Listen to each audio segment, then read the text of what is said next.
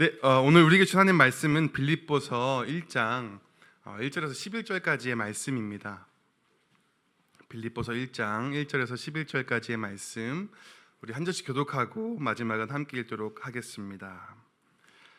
그리스도 예수의 종 바울과 디모데는 그리스도 예수 안에서 빌립보에 사는 모든 성도와 또한 감독들과 집사들에게 편지하노니,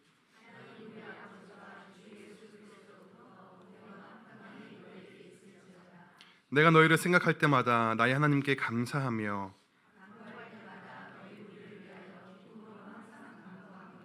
너희가 첫날부터 이제까지 복음을 위한 일에 참여하고 있기 때문이라.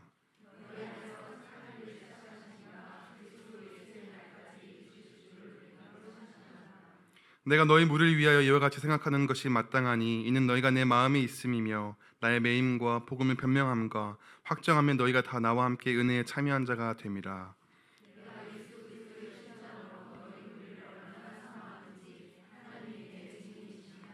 내가 기도하노라 너희 사랑을 지식과 모든 총명으로 점점 더 풍성하게 하사.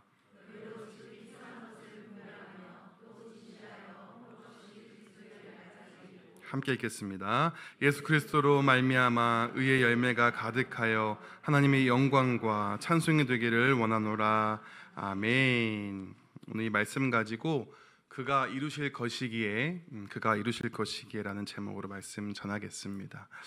우리가 함께 읽은 이 빌립보서는 1장 1절에 잘 나와 있는 것처럼 사도 바울이 빌립보 교회에게 쓴 편지입니다. 지도 한번 보여주시면 이 빌립보는 요즘 지도 한번 보여주시면, 네, 감사합니다. 네, 요즘 그리스 당시에 마게도냐에 위치했던 한 도시였습니다. 네, 됐습니다. 네, 그냥 처음 시작이라서 공부하는 심정으로 지도를 준비해봤습니다. 그리고 사도행전 16장 이제 바울과 실라가 2차 선교 여행 때 이 복음을 전하고 세웠던 그 교회가 바로 빌립보 교회입니다. 자신이 세웠던 그 교회에 편지를 이제 보내게 된 것인데요. 저는 어렸을 때 그 추억의 메신저 버디버디 세대여서 손편지를 많이 안 써봤습니다. 엄마가 쓰라고 해서 억지로 쓴 것과 아내에게 한두 번 써본 게 전부였던 것 같은데, 편지 많이 써보셨나요? 네, 편지 쓰던 시대에 네, 우리 함께 살고 있는 거죠. 네, 아무튼 근데 사도 바울도 이 빌립보 교회에게 이렇게 편지를 쓰고 있는 건데, 이 편지를 어디에서 썼을까요?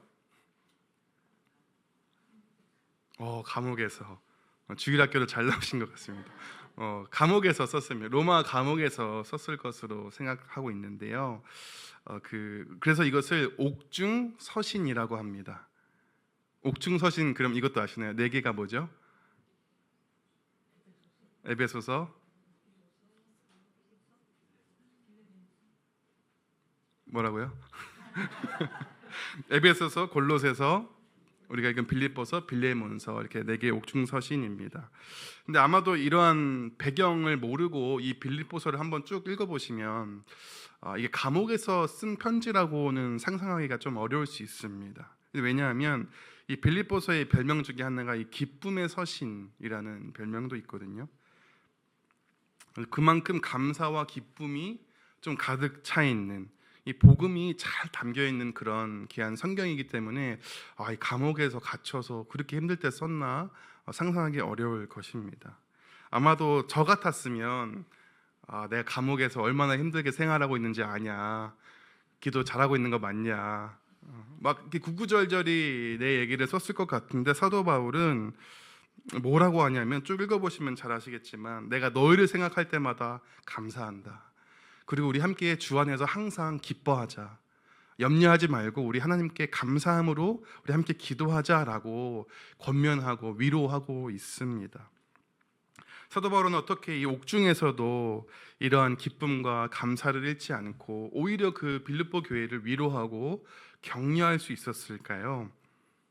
저는 사도 바울이 이 기쁨의 서신인 빌립보서를 쓸 수 있었던 이유는 확신이 있었기 때문에 쓸 수 있었다고 생각합니다. 어떤 확신이요? 하나님께서 이루실 것이라는 그러한 확신이 있었기 때문에 쓸 수 있었다고 생각을 하고 있습니다. 비록 지금 상황은 감옥에 갇혀 있고 좋지 않지만, 그러나 하나님께서 마침내 하나님의 때 하나님의 방법으로 하나님의 뜻을 이루실 거라는 그 확신, 하나님의 나라가 임할 거라는 확신, 내가 영원토록 하나님과 함께 살 거라는 그런 믿음이 있었기 때문에 이 기쁨의 서신인 빌립보서를 쓸 수 있었던 것 같습니다. 제가 어제로 그 14개월 동안 진행되었던 임플란트 시술을 마무리했습니다. 네, 보통은 한 번에 성공하시는데 제가 24년 12월부터 치료를 시작했었거든요. 그래서 2번이나 실패하고 3번째 시도한 겁니다. 잘 아시나요? 네, 이를 뽑고 아물기 기다렸다가 임플란트를 넣고 아물기 기다렸다가 이렇게 되면은 이렇게 치아를 끼는 건데, 보여드릴 수 없지만 못 찾으실 겁니다. 너무 똑같아서 일반 치아랑. 아무튼 근데 3번째 시도할 때 제가 이제 안 되겠다 싶어가지고 한 게 있습니다. 뭐냐면 중보기도부에 기도를 요청했습니다. 부끄럽지만 끝까지 요청하지 않으려고 했는데 더 이상 실패하면 이제 치과 선생님 의사도 힘들고 저도 힘들고 여러 가지로 어려울 것 같아서 기도를 부탁했습니다. 그랬더니 제 안에 어떤 불안, 염려가 좀 이렇게 사라지고, 좀 사실 잘 몰라요. 이게 어떻게 되는지는 병원 가봐야 아는 건데 좀 이렇게 담대함 가운데, 평안함 가운데 이 3번째 진료를 받고 어제부로 잘 치료가 끝이 났습니다. 네, 기도해 주셔서 감사하다는 말씀 꼭 전하고 싶었고, 제가 지금 중보기도의 힘을 설교하려는 것이 아니라 제 안에 이런 확신이 있다는 겁니다. 기도하면 하나님 들어주신다. 물론 제 삶에도 들어주지 않은 게 반이 넘습니다. 그리고 더 어려운 상황도 찾아옵니다. 제가 기복주의나 이런 걸 얘기하고 싶은 게 아니라 적어도 저는 중보기도부에 부탁할 때는 그 정도 확신은 가지고 부탁한다는 겁니다. 그러면서 제가 하고 싶은 말은 뭐냐면 우리가 이 사도 바울과 같은 좀 확신이 있으면 좋겠다. 그런 믿음 정도 있으면 좋겠다. 하나님께서 나의 삶을 이루어가고 계신다는, 하나님께서 마침내 나의 삶을 완성하실 것이라는, 내가 마침내 그 하나님 나라 가운데 살 거라는 그런 확신을 가지고 살면 좋겠다.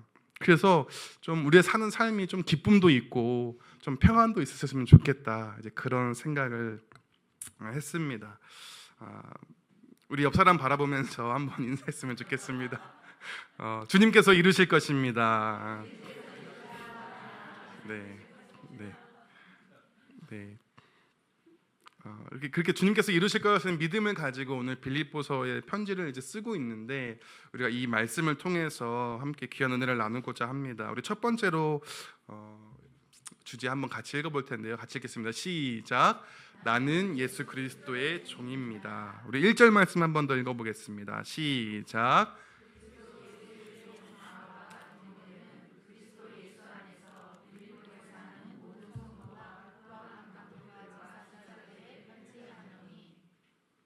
아멘. 사도 바울이 빌립보 교회에 자신을 소개할 때에 자신을 뭐라고 소개하고 있습니까? 그리스도의 종이라고 표현합니다. 사도 바울의 다른 서신서를 보면 나는 예수의 사도다 이런 식으로 표현할 때도 많이 있거든요. 그런데 왜 여기서는 그리스도의 종이다라고 표현하고 있을까요? 왜 그럴까요? 간단하게는 이 빌립보 교회는 이 마게도니아 지역의 유럽의 첫 교회여서 이 유대인들이 별로 없었습니다. 그래가지고 굳이 이렇게 자신의 사도성을 변호할 필요가 없었어요. 그래서이기도 하지만 더 중요한 것은 뭐냐면 사도 바울이 그리스도의 종이었기 때문입니다. 허무하신가요? 사도 바울은 정말로 자신을 그리스도의 종이라고 믿었기 때문에 그리스도의 종이라고 소개한 것입니다. 여기서 이 종은 둘로스, 노예라는 뜻이었습니다. 그 당시 노예들에게 소위 말하는 행복 추구권이 있었을까요? 어떤 자기가 의사를 결정할 권리가 있었을까요? 재산이 있었을까요? 아무것도 없었습니다. 그런데 사도 바울은 그 용어의 뜻을 잘 알고 있으면서도 나를 그리스도의 종이다라고 말씀하고 있습니다. 자신이 엄청난 사역들을 이뤄나가고 수많은 지역에 교회들을 세워갔음에도 불구하고 내가 교회 몇 개 세운 목사다, 선교사다, 사도다라고 말하지 않고 나는 그저 그리스도의 종이다, 노예다라고 말하고 있는 거죠. 그러면서 이 종의 삶을 어떻게 살았냐면 20절과 21절을 보면 좀 엿볼 수 있는데 우리 같이 한번 읽어보겠습니다. 시작.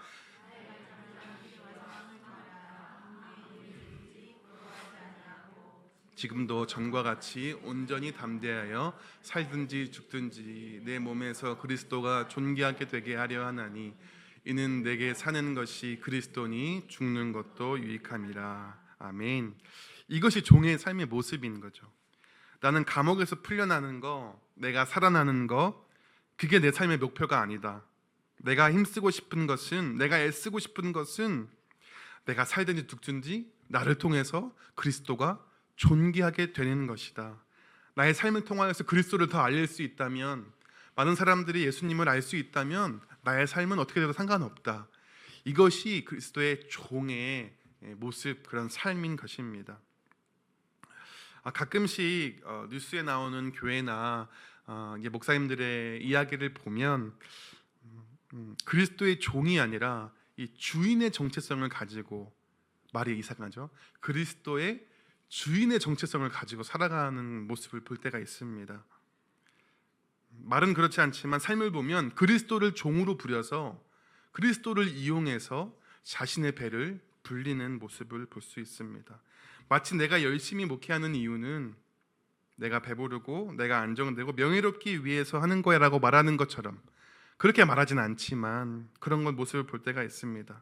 그런데 어떤 특정한 교회나 유명한 목사님들만 그럴까요? 저도 마찬가지고 우리도 마찬가지입니다. 우리가 때로 신앙의 성장에 멈추고 권태기가 오고 불평하게 되고 여러 가지 문제들이 찾아오는 이유 중에 하나는 무엇입니까? 내가 종이라고 생각하지 않기 때문에, 내가 주인이라고 생각하기 때문에, 예수님은 나를 조금 도와주고 거들어 주시는 존재라고 생각하기 때문에 우리 안에 그런 신앙의 불평, 불만, 어려움들이 찾아올 때가 있습니다. 저는 어떻습니까? 종 같으십니까? 아멘. 제가 해야 되죠. 네. 제가 아멘 해야 되는데 종 같으신, 주인 같으신가요? 저도 예수님의 그리스도의 종이 되기를 소망합니다. 그런데 들통이 날 때가 있습니다. 제 마음을 들킬 때가 있어요. 내가 주님의 종입니다. 지금 제가 죄인 중에 괴수입니다 라고 막 고백했는데 누군가가 저를 종처럼 대하면 화가 납니다. 그럴 때 제 마음을 들킨 것 같습니다. 내가 여전히 종의 마음, 낮은 마음 아니구나. 여전히 내가 주인 되려고 하는구나. 또 어떨 때요? 분명히 하나님의 뜻이 무엇인지를 내가 알지만 크게 벗어나지 않으면 내가 하고 싶은 대로 좀 하면 좋겠는데 하고 모른 척할 때, 막 그때는 사랑의 하나님, 인자의 하나님, 오래 참으신 하나님을 이렇게 앉혀놓고 내 뜻대로 살아가는 것이죠. 내가 여전히 주인 된 삶을 살아가고 있는 것입니다. 사랑 성도님, 우리는 누구의 종입니까? 때로는 내 예수 그리스도의 종입니다. 맞습니다. 그러나 우리 때로는 돈의 종이 될 때도 있고, 어떤 명예의 종이 될 때도 있고, 또 자녀의 종이 될 때도 있고, 건강이나 외모나 뭐 다양한 종류의 이제 종이 될 때가 있는 것 같습니다. 다시 한번 묻겠습니다. 이번에 대답해 주시면 됩니다. 사랑 성도님, 우리는 누구의 종입니까? 아멘. 우리는 예수 그리스도의 종입니다. 제가 만해 한용운의 그 복종이라는 시 아시죠? 네. 오랜만에 한번 같이 읽어볼까요? 시작. 자유를 모르는 것은 아니지만 당신에게는 복종만 하고 싶어요. 복종하고 싶은데 복종하는 것은 아름다운 자유보다도 달콤합니다. 그것이 나의 행복입니다. 그러나 당신이 나더러 다른 사람을 복종하라면 그것만은 복종할 수가 없습니다. 까닭입니다. 아멘 하고 싶습니다. 네. 무슨 말입니까? 사도 바울의 마음과 같죠. 예수님, 저는 예수님께만 복종하고 싶습니다. 저에게 자유가 있지만 어떠한 자유보다도 예수님께 복종하는 것이 아름답고 달콤하고 행복한 일입니다 라고 말하고 있는 것입니다. 또 다른 사람에게는 복종할 수 없답니다. 왜요? 그러면 예수님께 복종할 수 없기 때문에 나는 오직 예수님께만 복종하겠다라고 말하고 있는 것이죠. 사랑하는 성도님, 우리가 그리스도의 종이 되는 것, 말씀에 복종하는 것은 복된 일입니다. 달콤한 일입니다. 행복한 일입니다. 우리가 잘못된 권위자를 많이 만나고 또 사람들끼리 있다 보니까 내 마음대로 하고 내가 자유롭게 하는 게 가장 가치 있고 아름다운 일이라고 생각할 수 있겠지만, 그러나 우리가 믿는 하나님이 만물의 주인이시라면, 그분이 정말 전지전능하신 하나님이시라면, 그리고 그분이 우리를 위하여 십자가에 달려 죽으신 사랑의 하나님이시라면 우리는 그분께 복종하는 것이 가장 행복한 일임을 믿습니다. 제가 이제 제 딸이 있는데 그 잠잘 때는 이렇게 엄마한테만 갑니다. 제가 이제 퇴근하고 이제 그 잠들기 직전에 만나니까 거의 한 번만 안아달라고 애걸복걸을 해도 하고 엄마한테 갑니다. 섭섭한 마음으로 잠자리에 누웠는데 갑자기 요새 이제 밤에 놀고 싶은지 누워있는 저한테 와서 갑자기 이렇게 막 안기는 겁니다. 한 번도 저한테 스스로 안겨준 적이 없는데 막 이렇게 실제로 제 몸을 끌어안는 겁니다. 그럼 제가 이제 뭐 황송하지 않습니까? 그래서 이 은혜를 어떻게 할까 하면서 이렇게 안습니다. 그러면 제가 목적이 아니었더라고요. 손가락으로 바깥을 가리키면서 이렇게 한마디 합니다. 말을 못하니까 자기 데리고 나가라는 거죠. 셔틀로 그냥 저를 사용하는 것 뿐입니다. 저는 그 의도를 알지만 그러나 기쁨으로 복종합니다. 네. 한 4번 정도 왔다 갔다 해야 끝이 나거든요. 그래서 침대에 누웠다가 안아가지고 거실에 나가서 놀다가 누웠다가 나갔다가 오긴 하는데, 요새 이제 그게 저의 행복입니다. 이 말을 하려는 게 아니라 그리스도에게 복종하는 것, 말씀에 순복하는 것이 이것과는 비교할 수 없는 행복한 일인 줄 믿습니다. 달콤한 일인 줄 믿습니다. 우리는 이 정체성을 회복해야 됩니다. 내가 그리스도의 종이다. 나는 그리스도의 종이다. 이 정체성을 회복하고 우리가 순종해야 합니다. 아멘이십니까? 그럼 우리 한번 확인해 보겠습니다. 우리 옆 사람에게 당신은 그리스도의 종입니다. 시작. 네, 아멘. 감사합니다. 네, 그런 종의 정체성을 가지고 살아가시기를 축복하고요. 두 번째로 우리는 복음을 위한 삶에 동참해야 합니다. 우리 두 번 주제 한번 같이 읽어보겠습니다. 시작. 복음을 위한 일에 동참하는 삶. 우리 3절에서 5절의 말씀 한 번 더 읽어보겠습니다. 시작. 내가 너희를 생각할 때마다 나의 하나님께 감사하며 간구할 때마다 너희 무리를 위하여 기쁨으로 항상 간구함은 너희가 첫날부터 이제까지 복음을 위한 일에 참여하고 있기 때문이라. 아멘. 사도 바울이 빌립보 교회를 위해서 이제 감사하고 있잖아요. 그러면서 빌립보 교회가 복음을 위한 일에 참여하고 있다라고 말하고 있습니다. 이 복음을 위해 참여하는 게 뭘까요?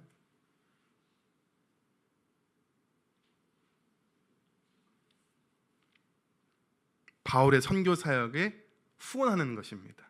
선교 후원, 선교에 동역하는 것을 이 복음에 참여하고 있다고 말하고 있는 것이죠. 그럼 언제부터 선교 후원했습니까? 제 얼굴에 보시면 나오나요? 첫날부터 이제까지. 그러니까 이 복음을 전파되고 교회가 세워진 첫날부터 지금까지 사도 바울을 선교 후원했다는 것입니다. 놀라운 것은 빌립보 교회 성도들이 좀 여유가 있고 넉넉하지 않았다는 거예요. 고린도후서 8장을 보시면 이 극심한 가난 가운데에서 연보했다, 후원했다고 나오고 있거든요. 그러니까 그렇게 힘들고 어려웠음에도 불구하고, 교회가 이제 막 세워졌음에도 불구하고 사도 바울을 위해서 기도하고 물질적인 후원을 하고 선교에 함께 동참했다는 것입니다. 이걸 보면서 많은 생각이 들었습니다. 사랑하는 성도님, 우리는 복음을 위한 일에 동참하고 있습니까? 우리는 때로 선교나 선교 후원을 나중으로 미룰 때가 있습니다. 마지막 단계 정도로 여길 때가 있습니다. 그리고 교회가 힘들어지면 무엇부터 끊죠? 선교 후원부터 끊는 모습들을 종종 보아왔습니다. 어떻게 보면 그게 상식적인 일인 것 같긴 합니다. 그러나 그것이 성경적인지는 모르겠습니다. 나도 부족해, 결핍이 있어, 어려워라고 빌립보가 충분히 말할 수 있었지만 그들은 자신의 결핍과 필요보다 무엇을 우선했습니까? 복음을 위한 일에 우선했습니다. 그리고 믿음으로 후원하였습니다. 사랑하는 성도님, 우리가 이 빌립보 교회의 성도들의 모습을 좀 닮았으면 좋겠습니다. 복음을 위한 일에 동참하시기를 축복합니다. 선교적 사역에 동참하십시오. 감사하게도 우리 교회는 선교적 사역부가 있습니다. 의도한 건 아닌데, 정말 의도한 건 아닌데, 오늘 때마침 선교적 사역부에서 부장님과 부원분들께서 국내에 동역하고 있는 교회들을 방문하셔서 후원 물품도 전해주시고 위로하고 격려하고 오셨거든요. 아침부터 지금까지 수고하셨어요. 너무 감사한데, 물품이야 그냥 택배 보내면 되는데 또 직접 가서 위로하고 격려하고 싶으셔서 갔다 오셨습니다. 저희 교회의 선교적 사역부 너무 잘 돼 있습니다. 네, 홍보하는 건 아니고요. 예전에 부장님께서 선교적 사역부 100명을 목표로 우리 한번 기대해 보자고 말씀하셨던 것 같은데, 근데 뭐 다 지원하실 필요는 없습니다. 네, 그러나 아무튼 선교적 사역부를 통해서 우리가 이제 이번에 캄보디아 갔다 온 것뿐만 아니라 또 다른 해외 선교사님들도 후원하고 있고 동역하고 있고, 또 국내 미자립 교회 혹은 뭐 이민 교회가 아니라 이주민 교회들을 지금 두 교회를 섬기고 있고, 탈북민 교회하고 태국인 한마음 교회 섬기고 있고, 또 외에도 국내 기관들을 후원하고 있습니다. 저는 나름 저희 교회가 되게 선교적 사역을 너무 충성되게 잘 감당하고 있다고 생각하고, 또 직접 참여하지는 않으시지만 또 성도님들의 귀한 헌금으로 이 귀한 사역을 할 수 있으면 참으로 감사하다고 생각하고 있습니다. 그런데 저는 이것을 선교적 사역 부원의 일로만 이렇게 밀어두진 않으셨으면 좋겠습니다. 이것을 나의 사명으로 여기고 나도 복음을 위한 일에 동참해 봐야겠다 라는 그런 사명을 가지고 고민해 보시고 기도해 보시고 후원해 보시면 참 좋겠습니다. 여러 모양으로 그렇게 복음을 위한 일에 참여하셨으면 좋겠는데요. 특별히 저는 뭐 교회의 선교적인 사역뿐만 아니라 개인의 삶에도 적용해 보시면 좋겠어요. 요새 이렇게 옆 사람에게 전도해 보신 적 있으신가요? 잘 없으신가요? 저도 없습니다. 부끄럽습니다. 죄송합니다. 저는 이게 교회적인 선교적 사역뿐만 아니라 우리의 삶에도 좀 적용해봤으면 좋겠어요. 오늘 큐티 하셨죠? 보면 예수님께서 이미 휘어져서 추수할 곡식이 있다라고 말하는데, 제자들은 이렇게 막 경계선을 치고 저 사람들은 예수님 믿을 수 없어라는 경계선을 치고 복음을 전하지 않으려고 하는 모습을 꾸짖으셨는데, 우리도 마찬가지 아닙니까? 아우, 남편은 안 돼, 저 사람은 안 돼, 안 될 거야, 안 믿을 거야, 지금은 때가 아니야라고 우리가 막 우리 스스로의 경계와 울타리를 세우고 선을 계속 긋고 있는 것 같을 때가 제가 참 많은 것 같습니다. 그렇지만 이 전도, 구원을, 영혼을 구원하는 것은 누구의 일이죠? 제 일인가요? 성도님의 일인가요? 하나님의 일입니다. 우리는 그냥 때가 됐을 때 추수할 기쁨만 누리시면 됩니다. 근데 모르니까 쿡쿡 찔러보는 거죠. 예수님 믿으세요? 귀 한번 나가볼까요? 싫어요? 알겠습니다. 그 다음 푹푹 찌르는 겁니다. 부담 갖지 말고 막 내가 막 엄청나게 막 선한 행실을 해가지고 이 사람을 넘어오게 한 다음에 너무 큰 전략 세우실 필요 없이 그냥 주님이 하신 일이니까 푹푹 찌르시면 되겠습니다. 저도 MBTI가 I입니다. 옛날 말로 내성적이라고 표현하는데 복음 전하는 게 쉽지 않더라고요. 미용실 다니고 있는데 한 곳을 다니는데 이제 제가 목사인 게 티가 날까봐 조마조마합니다. 하도 말을 많이 거셔서 이렇게 제가 티가 날까봐 조마조마합니다. 내성적이어서. 다행히 그분도 예수님 믿으시고 교회 다니셔서 제가 복음 전할 일은 없지만, 뭔가 이렇게 내가 그리스도인이라는 걸 드러내고 또 복음을 전하는 것이 때로 우리가 조심스러울 때가 참 많이 있습니다. 저도 젊을 때는 저도 젊을 때가 있었습니다. 더 젊을 때. 죄송합니다. 젊을 때는 저도 이렇게 막 그 학생들 셔틀 내리는 데서 막 찬양도 부르고 막 복음도 전하고 나름 막 이렇게 열심히 있게 신앙생활 한 것 같은데 요새 참 많이 녹슨 제 모습을 보고 부끄러울 때가 참 많이 있습니다. 이단들은 막 빨간 날 특히 더 열심히 막 전도하는 모습을 제가 길거리에서 볼 때면 참 부끄러울 때가 많이 있습니다. 저부터 회복돼야 되는데요. 우리 복음을 위한 일, 전도하는 일, 선교하는 일에 동참해야 합니다. 그건 내일이 아니야. 아직은 때가 아니야. 준비되면 해야지. 힘들 것 같아라고 스스로 판단하지 마시고 우리가 그리스도의 종으로서 많은 사람들이 예수 그리스도를 알고 구원 얻는 그 소망을 가지고 복음을 전하는 삶, 복음을 위한 삶을 우리 함께 살아가야 합니다. 그렇게 귀한 복음의 일꾼 되시기를 주님의 이름으로 축복합니다. 아멘. 마지막으로 한번 같이 세 번째 주제 읽어보겠습니다. 시작. 사랑이 점점 더 풍성한 삶. 우리 9절부터 11절의 말씀 한 번 더 읽겠습니다. 시작. 내가 기도하노라.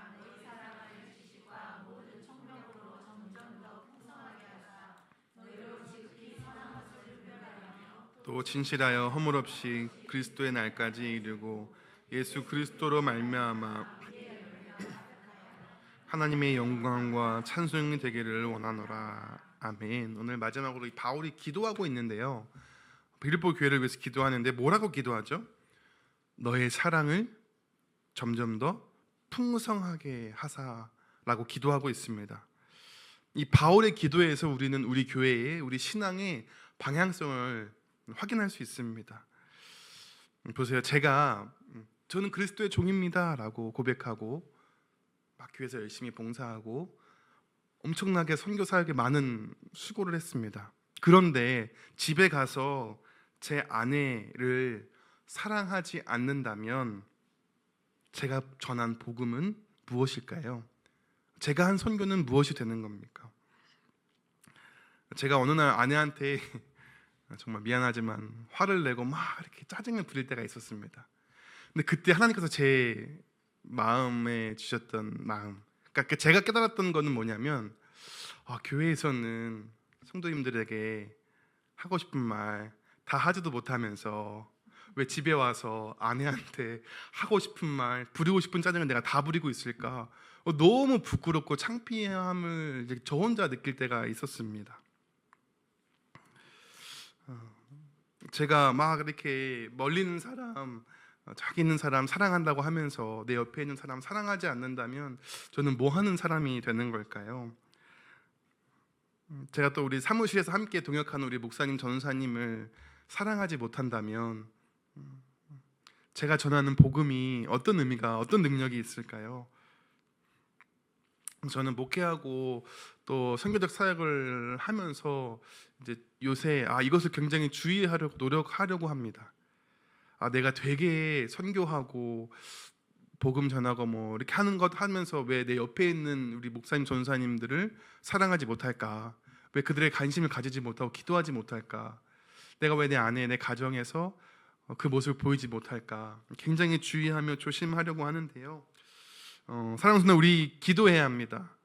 저부터도 기도해야 됩니다. 점점 더 풍성하게 사랑할 수 있도록, 진실되게 사랑할 수 있도록, 내 옆에 있는 그 한 사람, 한 영혼을 진실되게 사랑할 수 있도록 우리 기도해야 합니다. 얼마나 바울이 기도할 게 많았겠습니까? 빌립보 교회에 얼마나 많은 문제들이 있었겠어요. 그런데 바울은 사랑이 풍성게 되는 것을 위해서 기도하고 있습니다. 왜요? 그것이 하나님이 원하시는 것이기 때문입니다. 하나님은 선교제 깃발 꽂고 많은 업적을 내고 성과를 내는 것에 관심 있지 않으십니다. 우리가 그리스도의 사랑으로 한 영혼을 사랑하는 것에 관심이 있으십니다. 우리는 내 옆에 있는 그 한 사람을 위해서 울면서 기도해 줄 수 있어야 합니다. 우리는 점점 더 풍성한 사랑의 삶을 살아가야 합니다. 그렇다면 어떻게 우리가 사랑해야 할까요? 사랑할 때 어떻게 사랑해야 될까요? 열심히, 뜨겁게, 네, 예수님처럼 정답 말해버리시면 어떡하죠? 9절 말씀 한번 보겠습니다. 시작. 내가 기도하노라 너의 사랑을 지식과 모든 총명으로. 우리가 사랑할 때 지식과 총명으로 사랑해야 합니다. 총명은 지혜 아닙니까? 우리는 지혜롭게 사랑해야 한다는 거죠. 막 제가 막 누군가에게 사랑해, 사랑해, 사랑해 막 하면 들이대면 사랑으로 느껴질까요? 무섭겠죠. 경찰에 신고하고 싶겠죠. 뭐 내가 뜨겁다고 해서 사랑이 아닙니다. 막 그 옛날에 막 이렇게 삼촌이 저한테 그랬던 적이 있어요. 막 이렇게 이 면도를 하시긴 했는데 까끌까끌 하신 수염이 있으니까 남자들이 막 저한테 이렇게 막 하신 적이 있어요. 삼촌 딴에는 사랑한다고, 예쁜 조카라고. 저는 어땠을까요?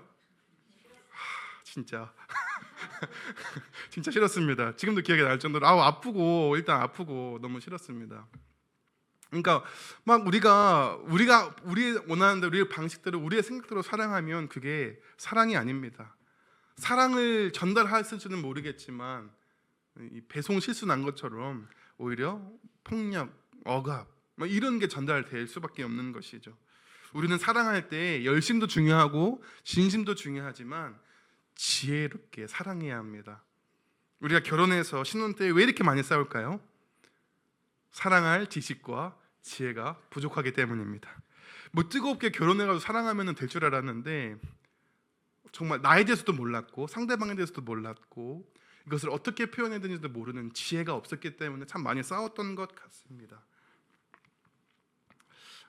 또 우리가 우리 교회가 우리 다음 세대를 품고 기도하고 있지 않습니까?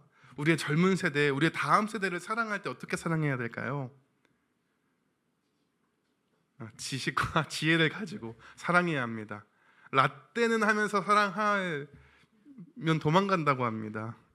우리가 다 이해되지 않지만 나는 정말 저러진 않았는데라는 그런 답답한 마음도 솔직히 있으시죠. 그렇지만 우리가 그들을 지혜롭게 정말 지혜롭게 기도하면서 다음 세대를 사랑해야 합니다. 그들을 품어줘야 합니다. 그래서 그들을 살려내야 하는 것입니다. 그것이 우리의 사명입니다. 또 교회 생활을 하다 보면 또 다락방을 하다 보면 부딪히실 때가 있으시죠. 불편할 때가 있으시죠. 어쩔 수 없습니다. 그게 우리의 모습인 것 같습니다. 참 안 그러면 좋겠는데 저부터도 왜 이렇게 연약하고 쉽게 실수하고 넘어지는지 모르겠습니다. 그러나 저는 그게 기회인 것 같습니다. 마치 이 신혼 때 계속 싸우면서 서로를 알아가고 포기하지 않았더니 조금 더 이렇게 사랑하게 되는 것처럼 우리가 교회 안에서 불편함이 있으셔도 쉽게 포기하지 마시고 어떻게 하면 이 관계가 회복될 수 있을까? 어떻게 하면 이 관계가 개선될 수 있을까? 어떻게 하면 사랑할 수 있을까? 고민하시면서 씨름하시면서 기도하셨으면 좋겠습니다. 아멘이시죠? 네, 그래서 하나님 저에게 사랑할 힘을 좀 주십시오. 지혜를 주십시오. 제가 사랑하게 하여 주시옵소서라고 기도했으면 좋겠습니다. 사랑하는 성도님, 영적 성숙은 내가 훈련 얼만큼 받았어, 내가 뭐 선교 갔다 왔어 이런 데 있지 않습니다. 어디 있을까요? 네, 관계의 회복에 있습니다. 내가 얼마나 하나님하고 잘 지내냐, 얼마나 사람하고 잘 지내냐, 거기에 우리의 신앙의 영적의 성숙이 증명되는 것입니다. 그래서 더욱더 풍성하게 사랑하는 저와 우리 성도님의 삶이 되시기를 소망합니다. 말씀을 좀 정리하겠습니다. 우리의 주인 되신 주님께서 우리의 삶을 그 주님의 섭리 가운데, 주님의 뜻 가운데 이끌어가고 계심을 믿습니다. 주님께서 내 삶 가운데 역사하실 줄을 우리가 신뢰합니다. 우리가 그러한 믿음을 가지고 주님 주시는 평안과 기쁨을 누리시는 우리 성도님의 삶이 되셨으면 참 좋겠습니다. 또 우리는 누구입니까? 그리스도의 종입니다. 그리스도의 종으로서 복음을 위한 일에 동참하며 풍성한 사랑의 열매를 맺는 우리 저와 우리 성도님, 우리 교회 되기를 주님의 이름으로 축복합니다.